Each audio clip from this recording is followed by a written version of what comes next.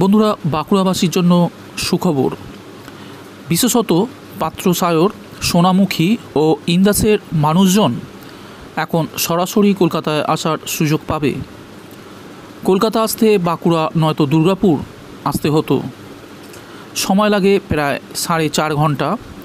খড়গপুরের বদলে বাঁকুড়া মোসাগ্রাম হয়ে সরাসরি হাওড়ায় আসবে ইন্টারসিটি এক্সপ্রেস। তো চলুন সময় নষ্ট না করে কী আছে বিস্তারিত আপডেট যাওয়া যাক। তবে তার আগে ভিডিওটি ভালো লাগলে অবশ্যই লাইক দেবেন, শেয়ার করবেন। ভিডিওর নিচে থাকা লাল রঙের সাবস্ক্রাইব বাটনটি প্রেস করে পাশের অল ঘন্টাটি বাজিয়ে দিতে ভুলবেন না, যাবতীয় এই সংক্রান্ত আপডেটগুলি আপনাদের কাছে পৌঁছে দিতে। চলতি বছরেই এই নয়া প্রকল্প শুরু হওয়ার আশ্বাস দিল রেল। এতে সময় লাগবে 3.5 ঘন্টা, ফলে প্রায় ঘণ্টাখানেক সময় কমবে। প্রাক্তন সাংসদ ও রেলের স্ট্যান্ডিং কমিটির চেয়ারম্যান বাসুদেব আচার্য কয়েক মাস আগে পূর্ব রেলের জিএম অরুণ অরোরার কাছে মোসাগ্রাম হয়ে বাঁকুড়া থেকে হাওড়া ট্রেন চালানোর আবেদন করেন।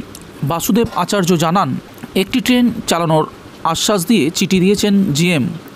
দক্ষিণ দামোদর তথা বাঁকুড়ার বিস্তীর্ণ এলাকার মানুষেরা এই পরিষেবার ফলে ব্যাপক উপকৃত হবেন। এর ফলে বাঁকুড়া জেলার পর্যটন শিল্পেরও উন্নতি হওয়ার সম্ভাবনা রয়েছে। তার সাথে যাত্রাপথের সময় কমলে স্থানীয়দের পাশাপাশি পর্যটকরাও বিশেষভাবে উপকৃত হবেন।